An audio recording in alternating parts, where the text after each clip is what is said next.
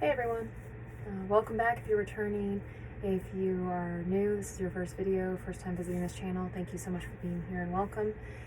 To get started, as always, disclaimers: I only speak for myself, I don't speak for other DV, IPV victim survivors or victim survivors of other violent crimes or abuse. I also use the royal you. I say you a lot. I don't necessarily mean you. It could be you. It's just figure of speech. It's just the way I talk. So don't, think that I'm targeting you specifically. I don't even know who's watching this necessarily. Please like, subscribe, share, comment. So liking tells people who see this video that it's of value, or that you saw value in it, so that they kind of have an indicator of whether or not they may get some value out of it.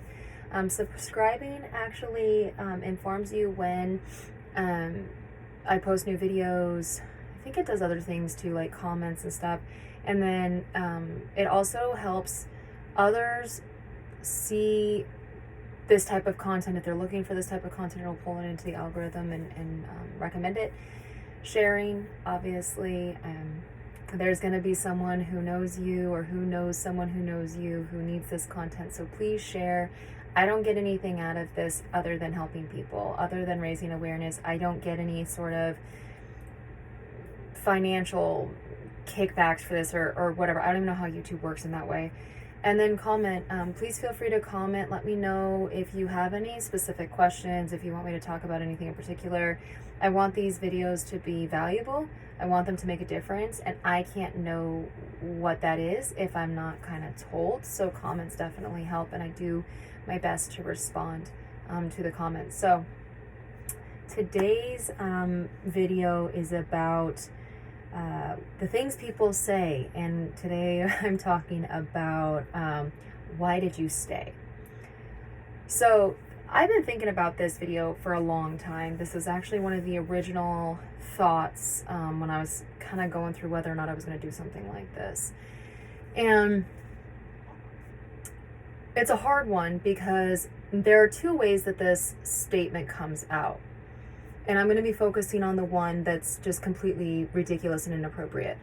The reason why I haven't recorded this video until now is because I didn't really know how to put it into words. I couldn't quite come to an understanding of how to express this situation kind of in an appropriate way. And then in working through trauma therapy this week, it was a lot easier, and it kind of came out organically, and so I felt like it was appropriate to speak to that now. So why did you stay? Like I said, there are two ways that this comes out.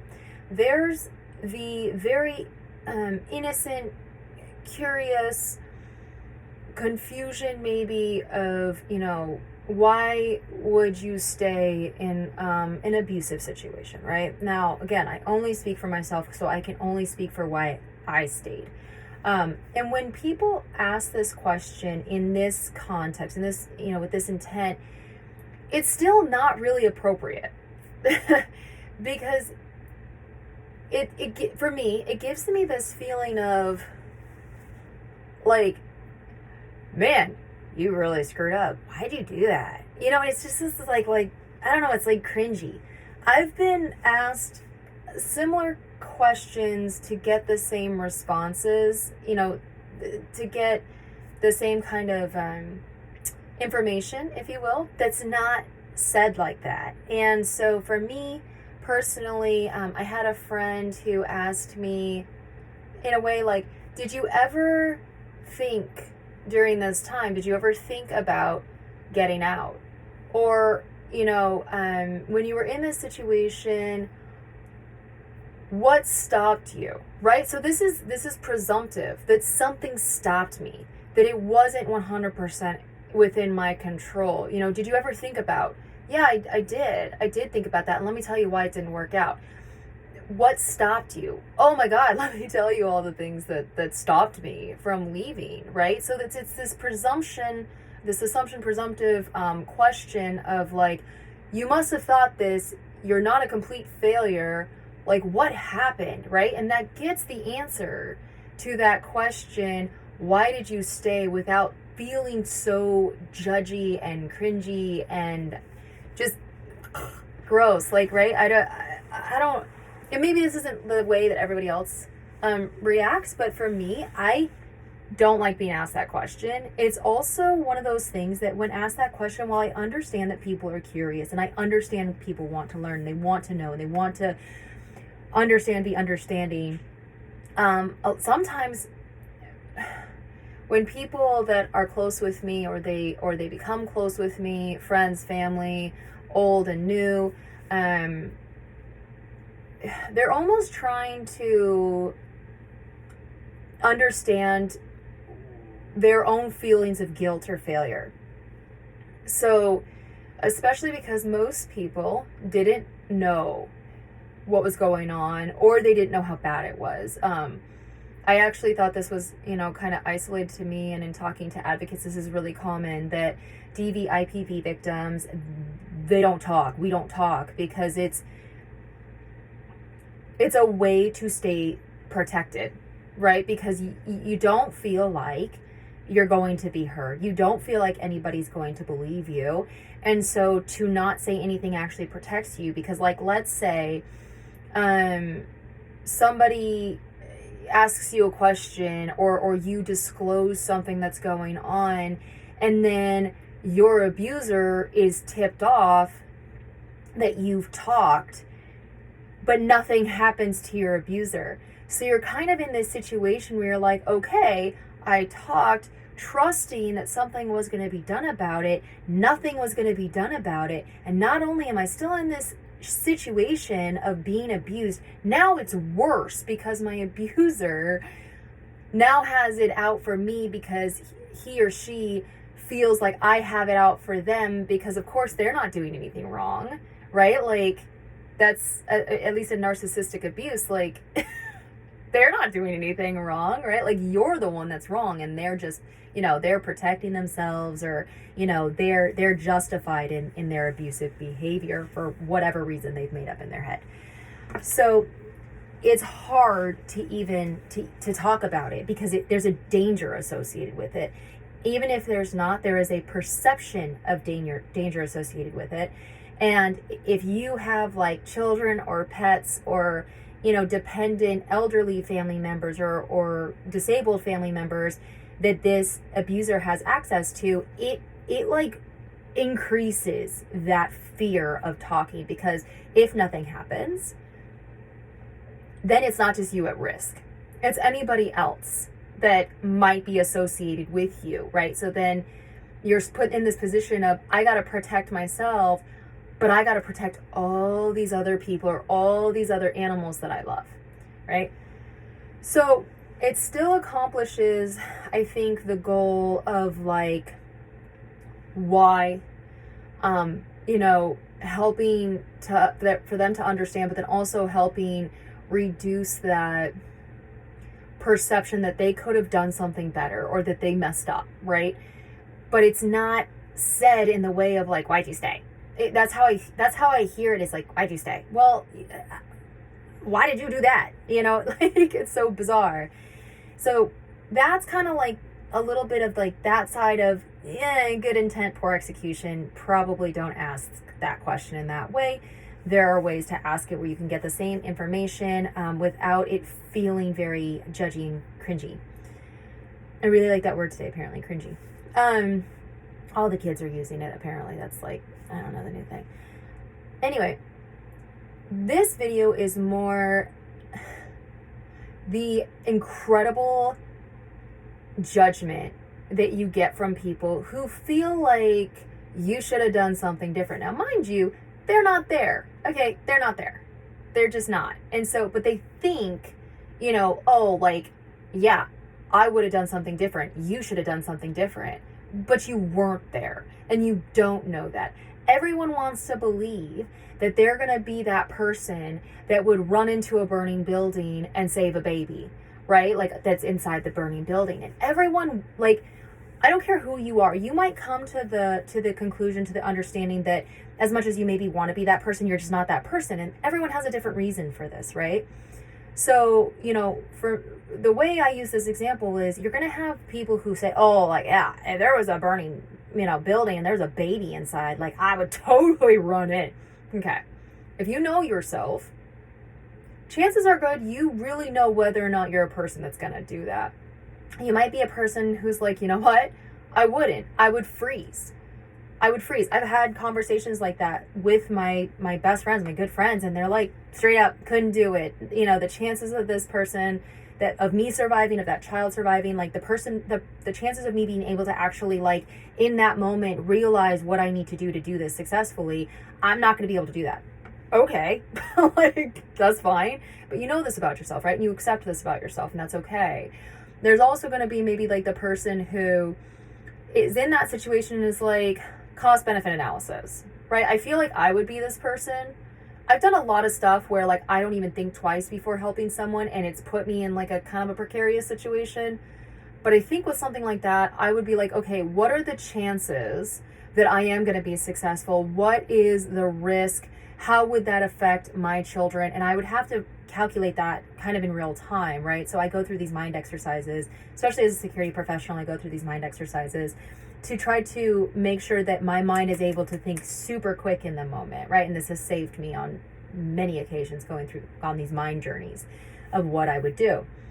Now, do I know what I would do? No, because I don't know how that situation is going to come across. But these exercises, you can look this up, have been proven to help people in moments that are similar respond accordingly. And I literally think this is part of what saved my life, which one day I will talk about kind of how I ran my own crisis management response, and all of that was mind exercises that I had done as not only part of my training in my profession, but also just as a person in a situation where I was absolutely sure I was going to be murdered. So there are those people, and there are people who, like, it doesn't even matter to them. Like, there's a burning building, there's a baby inside, boom, done. They're going to get that baby. And if that baby and they both die, at least they died trying, right? Like, but here's the thing. And I wouldn't be able to say the statistics on this, right? Because, like, people are going to lie, and then people aren't going to really know their true strength until they're faced with something. I am under the impression that the majority of people who say this and haven't actually, like, thought through this or haven't shown kind of how they respond, you're gonna have those people that are like, oh yeah, I would totally do that, and then a burning building is right next to them and they're like, I gotta go over there, sorry, like, too far gone. They're gonna be the people who are like, oh, that means that property's probably gonna open up soon. That would be my abuser, guaranteed. You know, how can this benefit me? It's not really my problem, whatever, right? But, like, you have these people who would say, oh my God, this is what I would do. Why didn't you do that? Like, and they're super judgy, and they're super like, how dare you not do what I think you should have done, or what my belief system tells me you should have done. And it's like, yeah, okay, like, you can talk from, like, you know, your high horse or whatever, but your high horse is broken, so you might want to, like, bring that down a little bit. So anyway, when we go through this interaction, if you will, and people say, like, oh, well, if it was so bad, why did you stay? That is probably one of the most horrific things that people have said to me, and they are people who should really know better. And not because they should have some sort of, like, insight beyond, you know, a standard human of, you know, a social interaction. We're talking about professionals, like mental health professionals, people who have training in DVIPV who are saying this, right? And in a way, it's like, how could you even ask something like that? Not only how could you even ask something like that from the perspective of your profession or your training, but how can you ask something like that as a human being? Like, that's gross, right? And I had such a hard time explaining why this was so inappropriate and so painful, because, like, the thing is at the end of the day, like I've said a million times, they're not there and they don't know how they would react. And I finally, in therapy, as my therapist was, like, kind of walking me through the multiple levels of why, and understanding what's going on and why things were happening, and, like, how I was seeing things, I came to the comparison of kind of like law enforcement, firefighters, military personnel, especially those who were combat arms, any of those kind of federal law enforcement, whatever, right? Where you're putting yourself kind of in danger and you survive. And we were talking about survivor's guilt.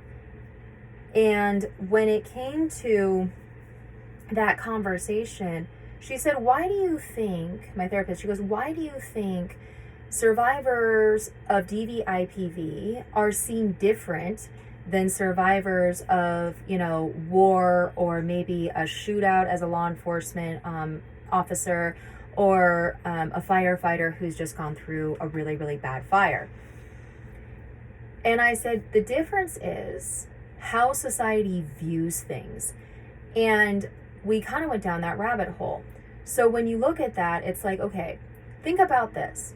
Would you ever, maybe some people would, but would you ever go up to a veteran and go, oh, if the battle was so bad, why did you stay?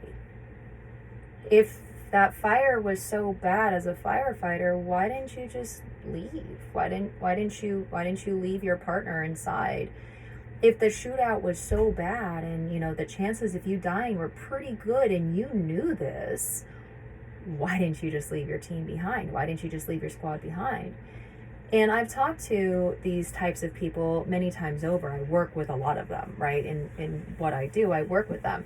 And so in talking to them, like, you don't ask that kind of question to survivors of these things, right? But when I talk to my advocates and I talk to other survivors, they hear that question constantly. And I've asked, why is it so different, right? Like, why would you never ask that of somebody who has served, but you ask that of a survivor from DV/IPV? And it's that, from what I've seen and what I've heard and what I've experienced, it's that social understanding that those individuals, the firefighters, the police officers, the military personnel, while I don't necessarily judge any of their reasoning or anything like that, like, I think they're all wonderful, but I think they're just as wonderful as survivors of DV/IPV, and even the victims who maybe just didn't make it out, but they pushed and they tried. I see them the same, but others don't, because they see them as heroes. They see them as going in to protect and serve and fulfilling that duty to protect and serve that they chose to fulfill, right? Through this enrollment or enlistment, through going through training, through right? Yeah, but here's the thing. I did the same thing in a different way. So while I wasn't in a formal capacity, an LEO, a firefighter, or a military personnel, I was protecting my children. So at any point, I could have walked away, right? Like, I could have left. I could have 100% left. But what that meant is that my children were at risk. Now, my daughter would have gone, she wouldn't have been at risk necessarily because she wouldn't have been forced to go there. But my son would have. And every single time I tried to leave, and every single time I would fill out the divorce paperwork, and I could even get him to the point of, and I do think this was a manipulation tactic on his part, because everything was, but I would get to the point where I would print off divorce documents, I would print off custody documents, I would do all of this stuff. He'd be all in agreement. That's what we need to do. Let's make sure this is fair. Let's make sure this is safe. Let's make sure this is everything that our son needs, blah, blah, blah, blah, blah, right? We would get to the end of the documents, literally to the point of both of us signing. I would sign, or we would get really close to me signing, and then it would happen. So this is what you want, huh? Okay. Well, just so you know, my dad is going to get me the best attorney you've ever seen, and I'm going to take at least 50% of everything, and you're going to owe me spousal support for as long as possible, and you will never see our son again. So you tell me, if you, maybe as a parent, if you are one, or if you can put yourself in the position as a parent who truly, absolutely, without any shred of doubt, loves their child more than anything and would literally give every single breath to protect their child. You're telling me that you wouldn't stay? You're telling me that you'd be like, okay, yeah, like, that sounds great. No, and that's the thing. That's really, really common. Again, I talk to my advocates. I try to understand the experiences of other survivors or of victims and their families and what they experienced. This is really common. It is very, very common to weaponize pets, to weaponize children to get their victims to stay. So now when we go back to the comparison of law enforcement, firefighters, military, okay, to a DV, IPV survivor. Let's look at the similarities, okay? Similarities. Looking at both parties, did they sign up for this position? Okay, well, yeah, right? Military, firefighters, law enforcement, unless you're literally a part of a draft, you signed up. You signed up for this, right?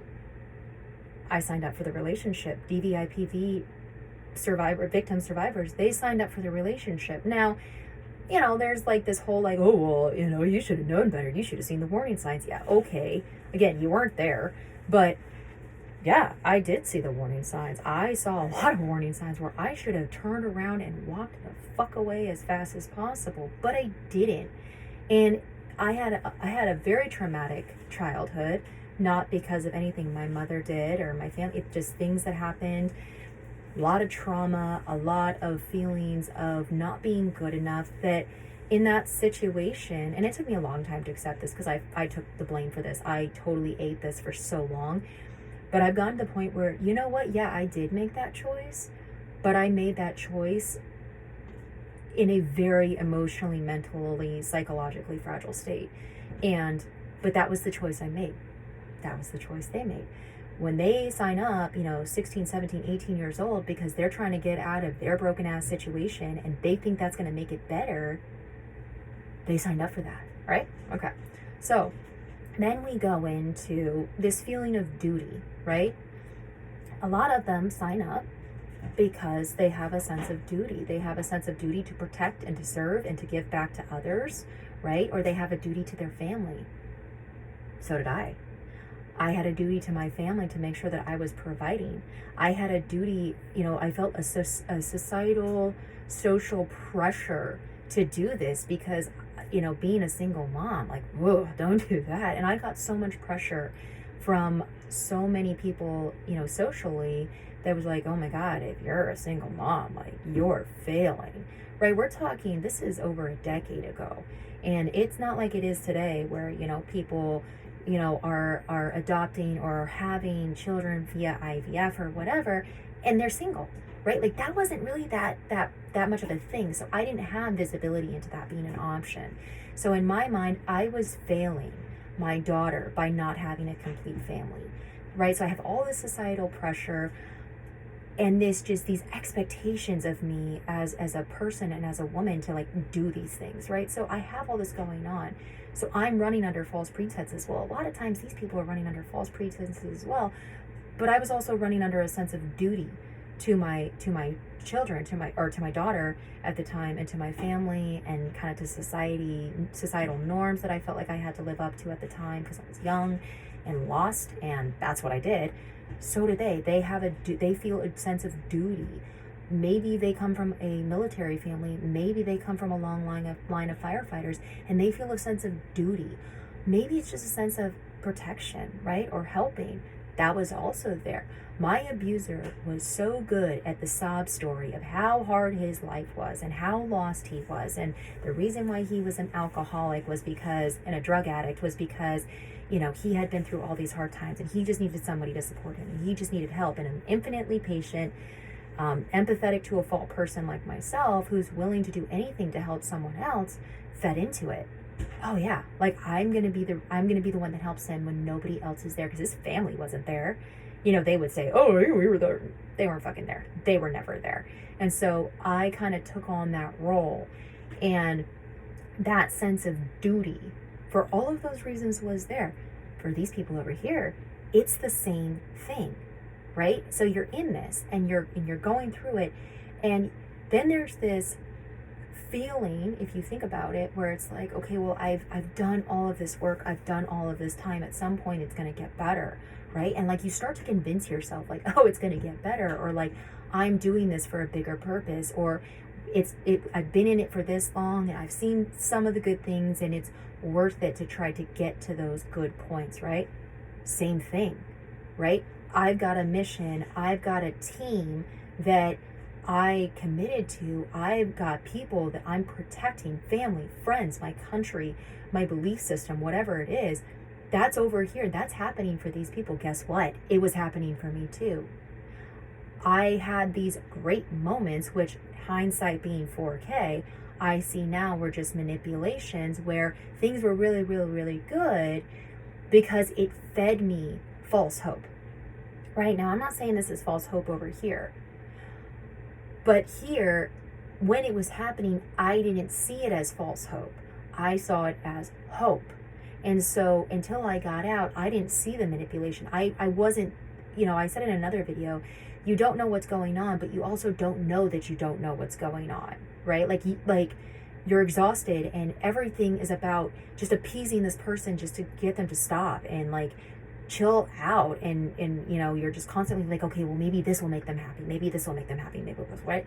So you hold on to this hope, not necessarily realizing that it's false, but it's hope nonetheless. Okay, over here we're doing the same thing. I hope this war is going to end. I hold on to the hope that that person I save is going to be a change agent or a source of good, or I'm going to bring them home to their family or whatever. Same thing. So then you go to, okay, now we're in a situation where things are getting really dangerous, right? Things are getting really dangerous, and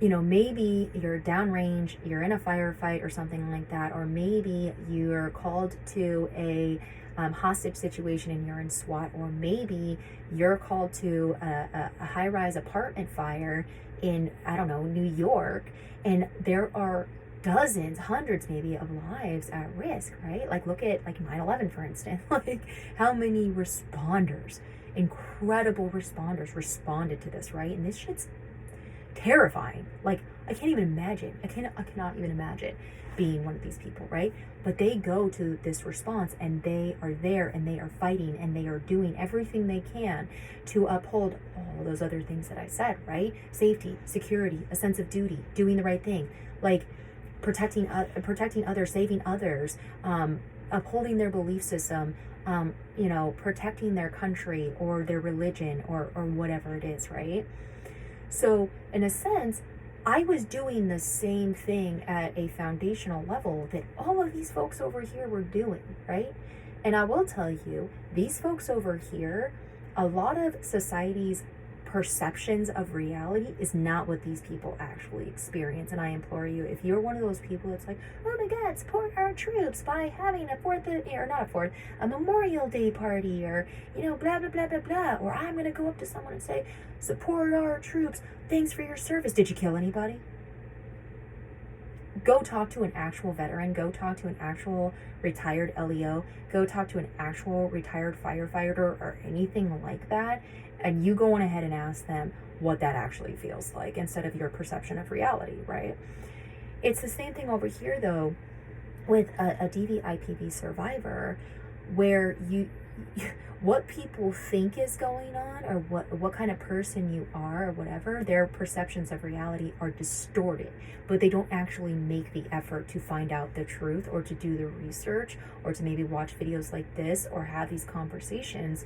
So they just have these preconceived notions that they come up with in their head, and then they think that it's appropriate to ask questions or probe for information based on that, instead of actually seeking understanding and the truth. So I ask you again, when you look at these comparisons, right, like how different are they really? These people have a duty to protect and serve and signed up for it, right? And they are not going to leave their family, their friends, their loved ones, their comrades, their partners, whatever, their fellow firefighters. They're not going to leave them behind. I signed up for it, and I have a duty to protect and to serve and to make sure that my children are safe. All of my children, both of my children, not just one of them. So when I survived that situation and I get this judgment of, if it was so bad, why did you stay? I wonder what would happen if I asked that individual or those individuals who say this, why don't you go on ahead and you go ask a veteran that? Why don't you go on ahead and you go ask a firefighter that? Or an LEO, right? A law enforcement officer. Now, I have an immense amount of respect for those individuals, the individuals over here who do that, and they do it for reasons of truly doing the right thing. They don't do it for, ego and, false valor or whatever, right? They do it because it's the right thing to do, and they know that they can. They know that they're special in that regard, and they can do that. But it's really no different for survivors over here, or victims who survived until they couldn't anymore, or whatever. They're fighting a different kind of war, but it doesn't mean that they are any lesser than these people over here. So please, if you're a person who feels it appropriate to go up to one of these people over here and be like, oh my God, thank you for your service. Have you ever seen a dead body? Don't do that. Don't do that. That's just offensive and disgusting and horrible. Ask them what it's like to be like them, and seek understanding from a place of humble curiosity. Do the same thing for people over here.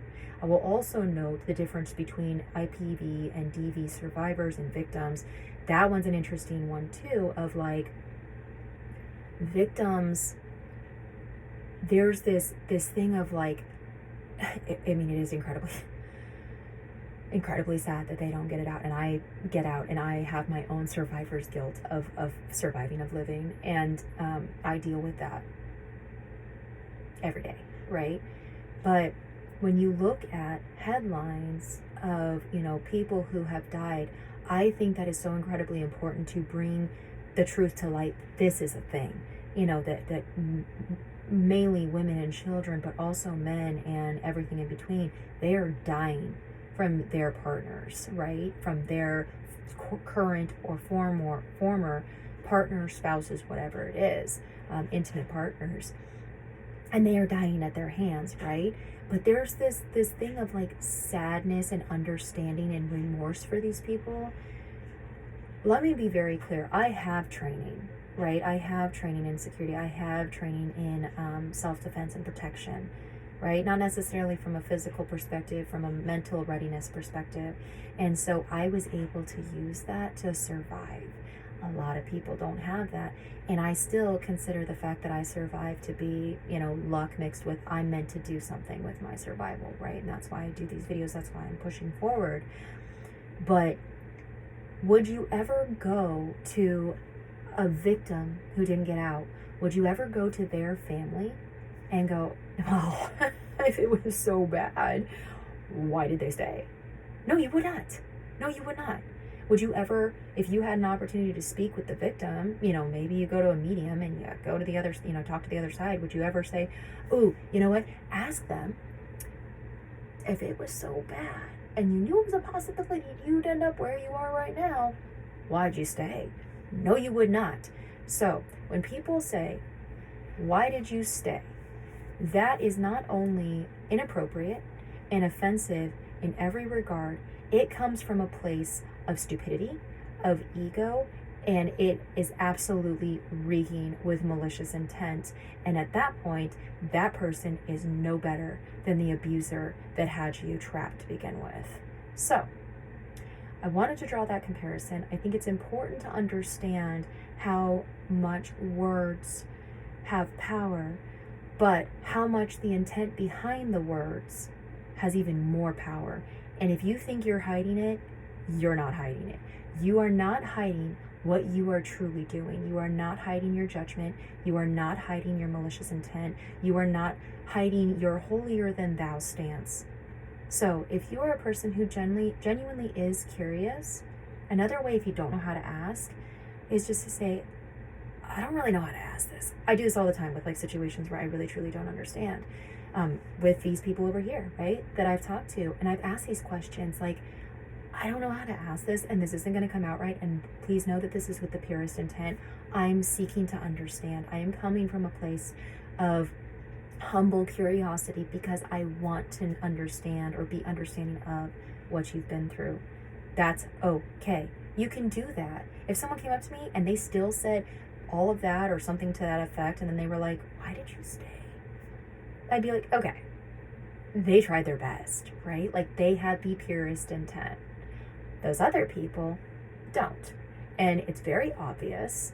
And again, you can dismount from your high horse, because until you are literally in that exact same situation and you're me, you don't know.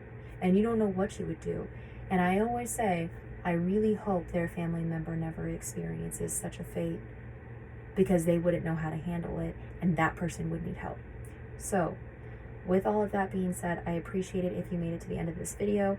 Please like again so that people know how this may benefit them or that it has value. Subscribe if you want to, get alerts on new videos that I post. Share so that maybe somebody who needs this can see it and maybe get some value out of either this video or another video on the channel. And then, of course, comment if you have any thoughts, if you have any experiences of your own that you want to share, or if you want to see anything in particular in terms of my journey, my experiences, and kind of like how I see things. Again, I thank you for being here. I hope to see you all at the next video. Let's save some lives together. Thank you.